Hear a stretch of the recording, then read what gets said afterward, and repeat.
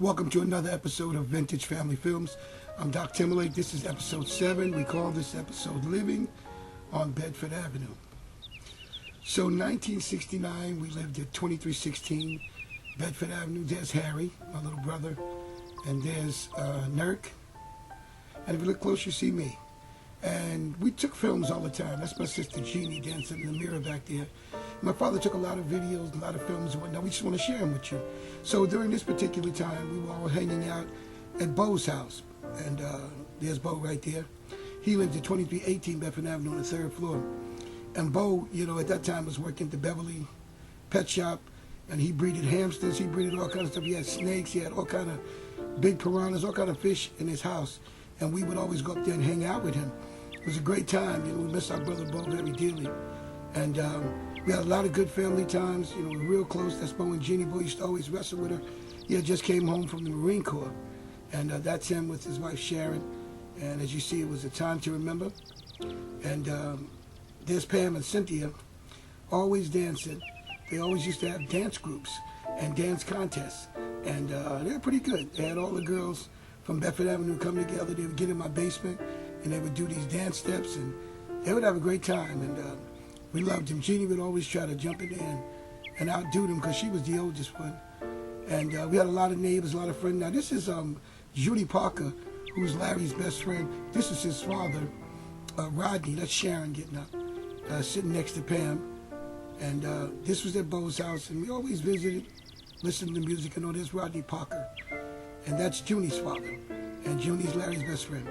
And so we used to always hang out, and Sharon would cook, and Jeannie would cook, and everybody would cook. And it was just always a good family time. And these are times that, I'm glad we captured, that you can see them. So here's my brother Nurk in a still shot. And then after him, you're going to see my brother Bo right here. Parental Timberlake Jr. And then here's me. Yeah.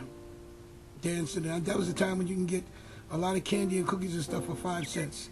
But we know those days are gone. So this was at Bo's house. Bo's apartment, actually, on Bedford Avenue. Bo had all kind of stereo equipment, high-tech stuff, reel-to-reel. Everybody wasn't doing the CDs and everything back then. It was reel-to-reel. Then cassettes came into place, and Bo had all these beautiful fish, man. He had the pink kissing fish. He had this big Oscar right here, and we used to watch him drop fish in there, and the Oscar would eat them all the time. And, he had all kind of pets and stuff. This is little Larry. And this video here I was taken in my room. Had a lot of posters in my room. This was the time of the black light posters, where you had the black lights up and you put the psychedelic paint on the wall. And Pam loved Larry. She took care of Larry all the time when my sister Ginny was working. And they always try to make him tough, always hanging with him. If you look close, that's Akbar's picture in the back there, Lord Master Born Akbar. And it was just good family times. And I remember everybody used to like to hang in my room because I had that black light. There's Cedric Richardson.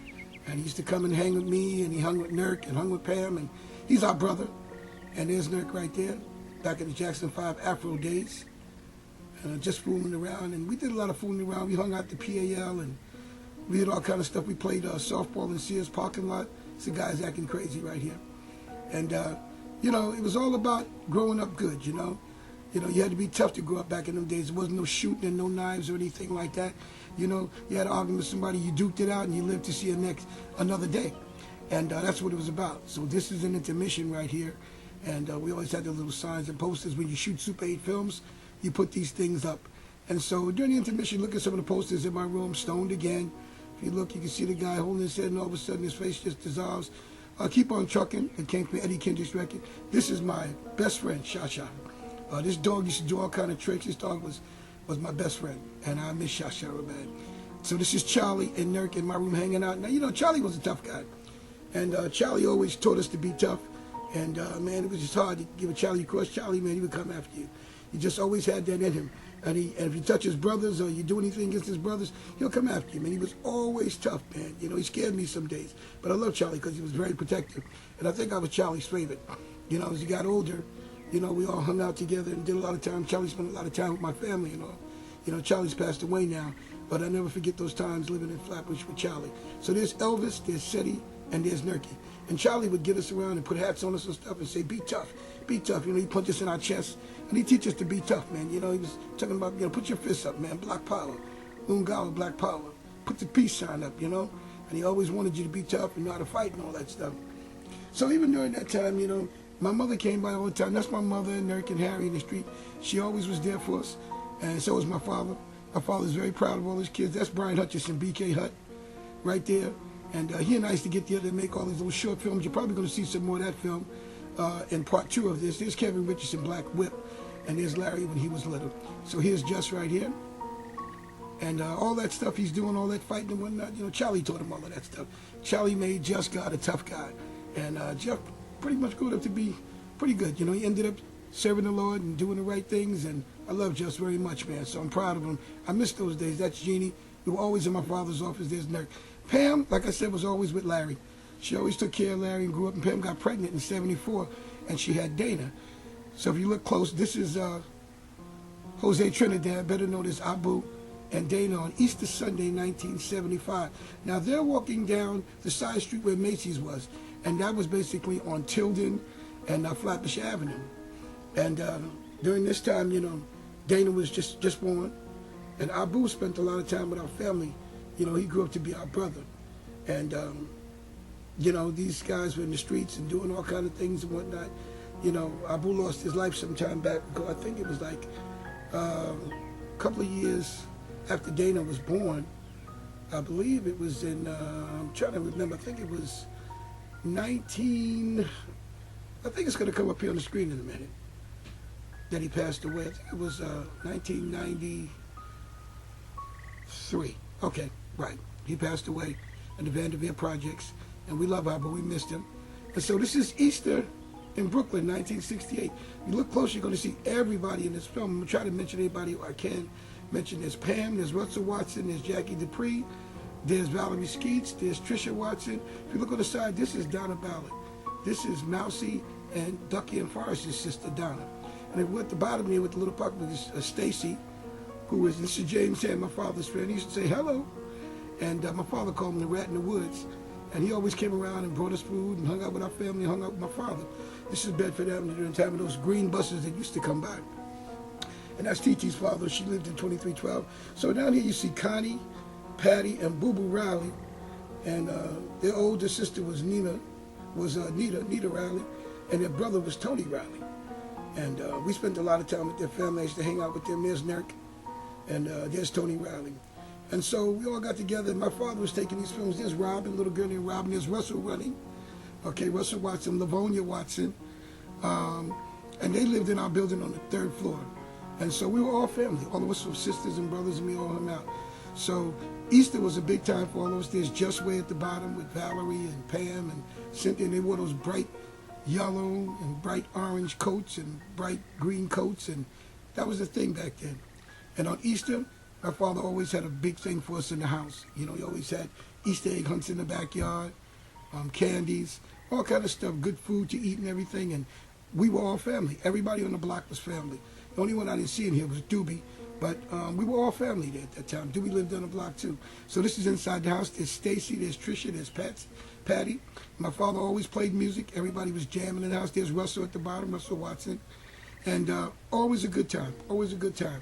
Now, if you look in this video here close, you'll see Nita Riley right there. She used to always suck her thumb.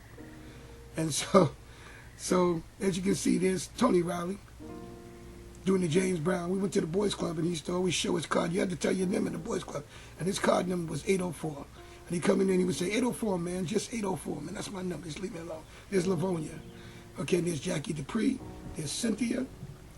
There's Valerie Skeets. Here's Pam. She's just twirling her hair.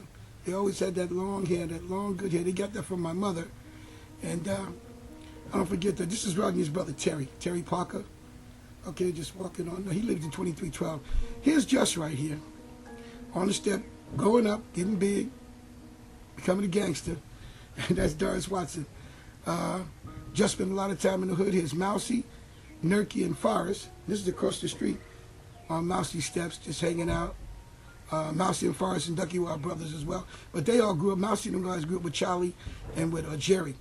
So that was there. So if you look on the steps here of 2316 Bedford Avenue, you'll see some people you might know. Here's Greg Garbo.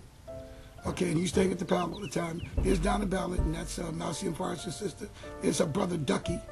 All right, as you know, that was Jerry's homeboy. There's Jerry Timberlake. Okay, right here is Melvin Pfeiffer.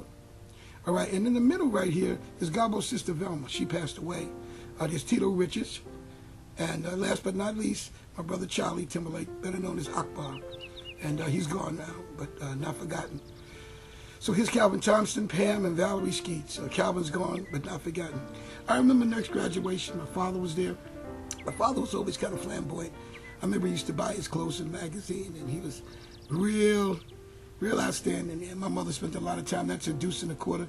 She came and spent a lot of time with us. No matter what was going on, she was there for all our events. That's Harry, Nurky, Mom, Pam, and Larry at the bottom. Here's Mom and Charlie right there. And just good times, you know, just good times living on Bedford Avenue. I remember when Larry was born, my father loved all his grandkids. And he loved Larry. He loved just his kids. He loved them just like he loved us. Here's my dad. He used to come out in the sun, and he was proud of all of his kids. He was real proud, never ashamed of his kids, and very protective of the kids. You know, not as protective as my mom, because my mom, I tell you, you couldn't touch her kids, you couldn't say anything to them, because my mom would get you because she loved all her kids, and you better not mess with them. And I love my mom for that. She was always there for us, even to this day. This is Mom back in 1974 when Pam was pregnant, and this is at 2316 Bedford Avenue. And she'd always come and check on Pam and take care of her. And so this is my first band, the Soul Experience. That's Ernest Watson. And we used to practice in the basement. That's Harold Lanier on drums. And we practiced in the basement right below my father's office. My father told me, you guys would make a lot of noise down there, but he never bothered us. He never made it a problem. We rehearsed every day, man. We was like the baddest band on the block. That's Ernest Lamb, who later on in life lost his mind. They said he was in a mental institution somewhere, but I don't know. And there's me on the bass right there. And back then we were doing songs like Kool and the Gang. We were doing James Brown. We were doing the blues. We were doing a lot of the Jackson 5 stuff. We were doing mandrill. We were doing all that kind of stuff. I played bass, and I sung lead. We had another guy in the group named Tony James Taylor and another guy named R.J. Hodge that was in the band with us. And we did a lot of gigs. We gigged all over Brooklyn, the Bronx, Manhattan. That's all we did was gig. But we rehearsed and rehearsed and rehearsed. And I think that's how we all got so good on our instruments, by rehearsing. And so, you know, either way you look at it, you know, growing up in Flatbush for me and living on Bedford Avenue was a great time. It was just so much family, so much friends, so many good memories. Just people now in here who are young in these videos, they're all growing up with kids. The P.A. Al, the Flatbush Boys Club, there's Bryant and myself doing crazy movies, having a good time with the band. It was all great growing up on Bedford Avenue. And I hope you enjoyed this film. And I want you to stay tuned for part 2 of Living on Bedford Avenue. So I'm your host, Doc Timberlake, and thank you for watching. And like I said, stay tuned for part 2 of Living on Bedford Avenue.